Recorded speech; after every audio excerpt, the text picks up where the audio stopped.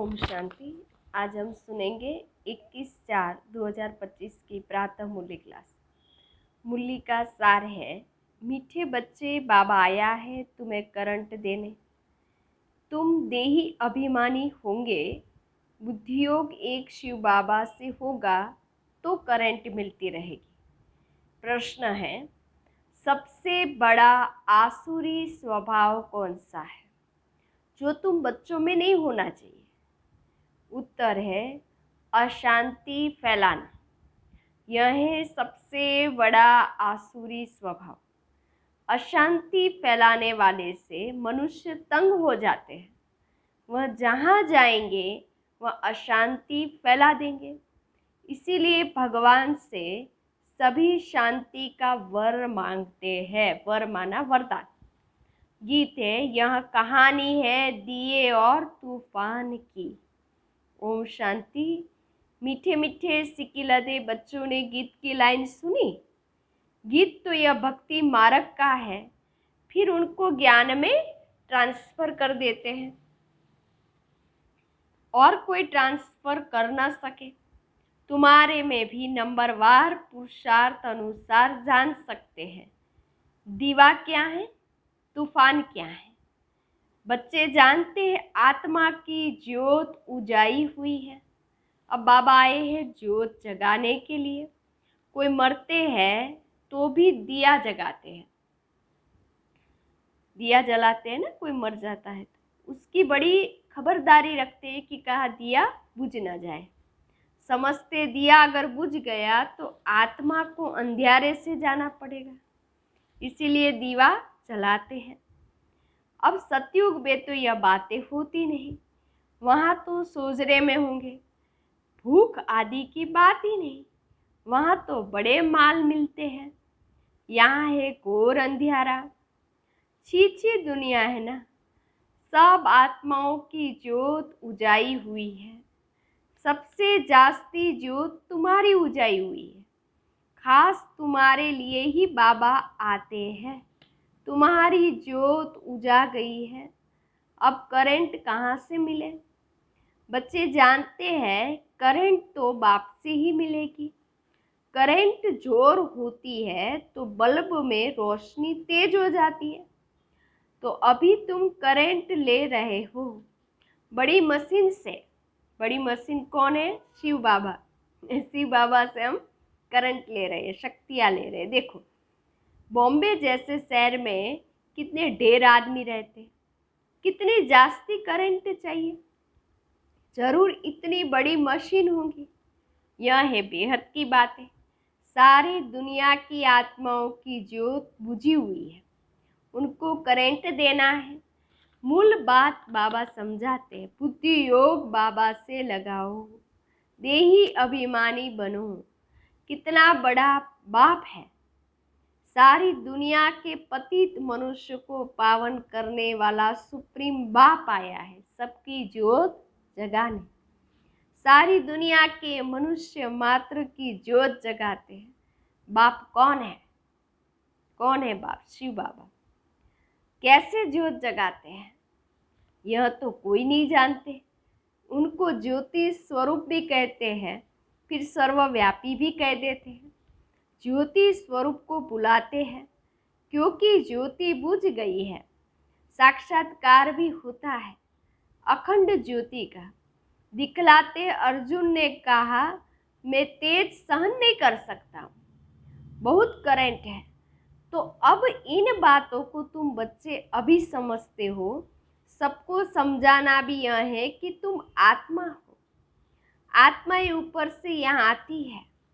पहले आत्मा पवित्र है, उनमें करंट है, सतो प्रधान है। गोल्डन एज में पवित्र आत्माएं हैं, फिर उनको अपवित्र भी बनना है। जब अपवित्र बनते तब गॉड फादर को बुलाते हैं, आकर लिबरेट करो, अर्थात दुख से मुक्त करो। लिबरेट करना और पावन बनाना दोनों का अर्थ अलग अलग है। जरूर कोई से पतित बने तब तो कहते हैं बाबा आओ, आकर लिबरेट करो, दुखों से छुड़ाओ। पावन भी बनाओ, यहाँ से शांति धाम ले चलो, शांति का वर दो, प्रदान दो।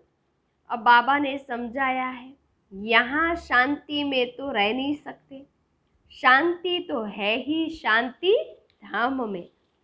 सतयुग में एक धर्म, एक भाषा, एक राज्य है तो शांति रहती है ना, कोई हंगामा नहीं है। यहाँ मनुष्य तंग होते हैं अशांति से। एक ही घर में कितना झगड़ा हो पड़ता है, समझो।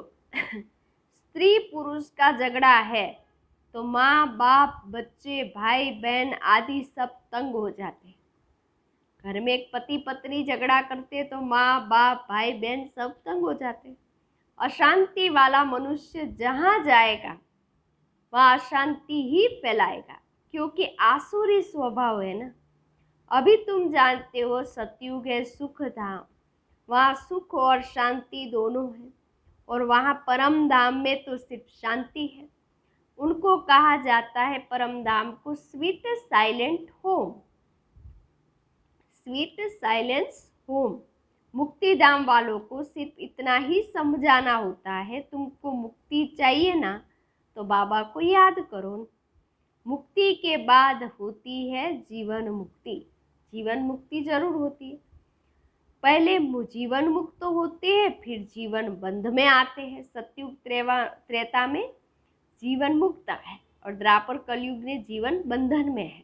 तो बाबा हमें परमधाम मुक्ति में ले जाते हैं, फिर सतयुग जीवन मुक्ति में भेज देते हैं। आधा आधा है ना। सतो प्रधान से सतो रजो तमो में जरूर आधा आना है। पिछाड़ी में जो एक आधा जन्म लिए आते होंगे वह क्या सुख दुख का अनुभव करते होंगे। तुम तो सारा अनुभव करते हो, तुम जानते हो इतने जन्म हम सुख में रहते हैं, फिर इतने जन्म दुख में होते हैं। फलाने फलाने धर्म नई दुनिया में आ नहीं सकते, उनका पार्ट ही बाद में है, भल नया अखंड है उनके लिए, जैसे कि वह नई दुनिया है। जैसे बोधि खंड, क्रिश्चियन खंड नया हुआ ना, उनको भी सतो रजो तमो से पास करना है। झाड़ में भी ऐसे होता है ना, आहिस्ते आहिस्ते वृद्धि होती जाती है। पहले जो निकले वो नीचे ही रहते हैं, देखा है ना। नए नए पत्ते कैसे निकलते, छोटे छोटे हरे पत्ते निकलते रहते हैं, फिर फूल निकलता है। नया झाड़ बहुत छोटा है, नया बीज डाला जाता है, उनकी पूरी परवरिश नहीं होती तो सड़ जाता है, पूरी परवरिश नहीं होती तो सड़ जाता है। तुम भी पूरी परवरिश नहीं करते तो सड़ जाते हैं। बाप आकर मनुष्य से देवता बनाते, फिर उसमें भी नंबरवार बनते हैं, राजधानी स्थापन होती है ना। तुम बहुत है, फेल हो पड़ते हैं। बच्चों की जैसी अवस्था है ऐसा प्यार बाप से मिलता है। कई बच्चों को बाहर से भी प्यार करना होता है। कोई लिखते हैं बाबा हम फेल हो जाते हैं, हो गए, पतित बन गए, अब उनको कौन हाथ लगाएगा। वह बाप की दिल पर चढ़ नहीं सकते। पवित्र को ही बाबा वर्षा दे सकते। पहले एक एक से पूरा समाचार पूछ पोता मिल लेते हैं। जैसी अवस्था वैसा प्यार। बाहर से भल प्यार करेंगे, अंदर जानते हैं कि यह बिल्कुल ही बुद्धू है, सर्विस कर नहीं सकते, ख्याल तो रहता है ना। अज्ञान काल में बच्चा अच्छा कमाने वाला होता है तो बाप भी बहुत प्रेम से मिलेगा। कोई इतना कमाने वाला नहीं होगा तो बाप का भी इतना प्यार नहीं रहता। तो यहाँ भी ऐसे ही है, बच्चे बाहर में भी सेवा सर्विस करते हैं ना। भल कोई भी धर्म वाला हो, उनको समझाना चाहिए। बाप को लिबरेटर कहा जाता है ना। लिबरेटर और गाइड कौन है, उनका परिचय देना है। सुप्रीम गॉड फादर आते हैं, सबको लिबरेट करते हैं। बाबा कहते हैं तुम कितने पतित बन गए हो, प्योरिटी है नहीं, अब मुझे याद करो। बाप तो एवर प्योर है, बाकी सब पवित्र से अपवित्र जरूर बनते हैं, पुनः जन्म लेते लेते उतरते जाते हैं। इस समय सब पतित है, इसीलिए बाबा राय देते, बच्चे तुम मुझ बाप को याद करो तो पावन बन जाएंगे। अब मौत तो सामने खड़ा है, पुरानी दुनिया का अब अंत है, माया का पंप कितना है, इसीलिए मनुष्य समझते यह तो स्वर्ग है। एरोप्लेन, बिजलियाँ आदि क्या क्या है, यह है सब माया का पंप। यह सब खत्म होना है, फिर स्वर्ग की स्थापना हो जाएगी। यह बिजली आदि सब स्वर्ग में तो है न, होते हैं, स्वर्ग में तो होते हैं बिजली आदि सब। अब यह सब स्वर्ग में कैसे आएंगे? जरूर जानकारी वाला चाहिए ना। तुम्हारे पास बहुत अच्छे अच्छे कारीगर लोग भी आएंगे स्वर्ग में। वह राजा ही में तो आएंगे नहीं, फिर भी तुम्हारी प्रजा में आ जाएंगे। इंजीनियर आदि सीखे हुए अच्छे अच्छे कारीगर आएंगे। यह फैशन सारा बाहर विलायत से आता जाता है, तो बाहर वालों को भी तुम्हें शिव बाबा का परिचय देना है। बाप को याद करो, तुमको भी योग में रहने का ही पुरुषार्थ बहुत करना है। इसमें ही माया के तूफान बहुत आते हैं। बाबा सिर्फ कहते हैं माँ में कम याद करो, यह तो अच्छी बात है ना। क्राइस्ट भी उनकी रचना है, रचयिता सुप्रीम सोल तो एक शिव बाबा है, बाकी सब है रचना। वर्षा रचता से ही मिलता है। ऐसे अच्छे अच्छी पॉइंट्स जो है वो नोट करनी चाहिए। बाप का मुख्य कर्तव्य है सबको दुख से लिबरेट करना। वह सुख धाम और शांति धाम का गेट खोलते हैं। उन्हें कहते हैं, हे लिबरेटर, दुख से लिबरेट कर हमें सुख धाम शांति धाम में ले चलो। वह जब वहाँ सुख धाम है तो बाकी सब आत्माएं कहाँ जाएगी? यहाँ सतयुग होगा इस धरा पर, तो बाकी सब आत्माएं कहाँ जाएगी? परम धाम शांति धाम में रहती। हेवन का गेट शिव बाबा ही खोलते हैं। एक गेट खुलता है नई सतयुगी दुनिया का, दूसरा गेट खुलता है शांति धाम का, परम धाम का। अब जो आत्माएं अपवित्र हो गई है उसको बाबा श्रीमत देते हैं, अपने को आत्मा समझो, मुझे याद करो तो तुम्हारे पाप कट जावे। अब जो जो पुरुषार्थ करेंगे तो फिर अपने धर्म में उच्च पद पाएंगे, पुरुषार्थ नहीं करेंगे तो कम पद पाएंगे। अच्छी अच्छी पॉइंट्स नोट करो तो समय पर काम में आ सकती है। बोलो, शिव बाबा का एक्यूपेशन हम बताएंगे तो मनुष्य कहेंगे यह फिर कौन है जो गॉड फादर शिव का एक्यूपेशन बताते हैं? बोलो, तुम आत्मा के रूप में तो सब भाई भाई ब्रदर्स हो। फिर प्रजापिता ब्रह्मा द्वारा रचना रचते हैं तो भाई बहन होते। गॉड फादर जिसको लिबरेटर गाइड कहते हैं, उनका एक्यूपेशन हम आपको बताते हैं। जरूर हमको गॉड फादर ने सिखलाया है, बताया है, तब तो आपको बताते हैं। सन सोज फादर, यह भी समझाना चाहिए, आत्मा बिल्कुल छोटा सा स्टार है। इन आँखों से उनको देखा नहीं जाता, दिव्य दृष्टि से साक्षात्कार हो सकता है।